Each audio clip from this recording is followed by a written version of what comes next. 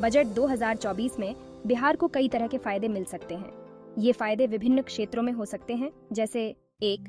कृषि और ग्रामीण विकास। बिहार एक कृषि प्रधान राज्य है, इसलिए बजट में कृषि के लिए अधिक फंड आवंटित किए जा सकते हैं। किसानों के लिए सब्सिडी, सिंचाई परियोजनाएं और कृषि यंत्रों पर छूट मिल सकती है। 2.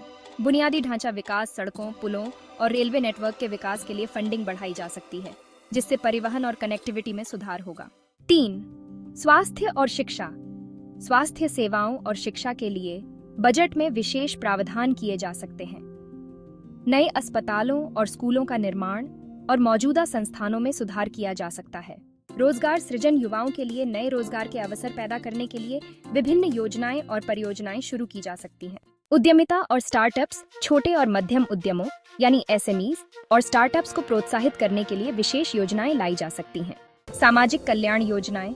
गरीब और वंचित वर्ग के लिए विशेष कल्याणकारी योजनाएं शुरू की जा सकती हैं, जैसे कि पेंशन योजनाएं, महिलाओं और बच्चों के लिए विशेष योजनाएं आदि। 2024 के बजट में बिहार को कुछ संभावित अपेक्षित लाभ नहीं मिल सकते हैं। ये हो सकते हैं: पहला, विशेष राज्य का दर्जा। बिहार लंबे समय से विशेष राज्य का दर्जा मांग रहा है, जिससे उसे केंद्रीय फंडिंग में अतिरिक्त सहायता मिल सके।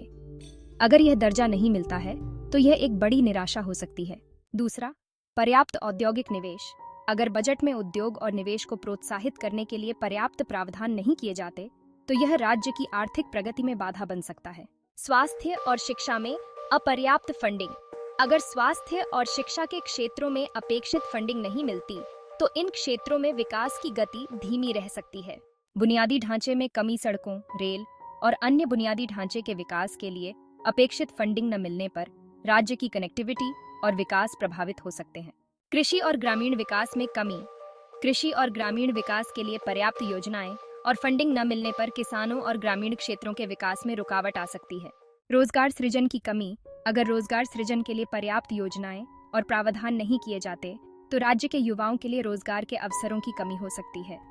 इन संभावित कमियों के बावजूद राज्य को विकास के लिए अन्य स्रोतों और योजनाओं पर निर्भर रहना होगा।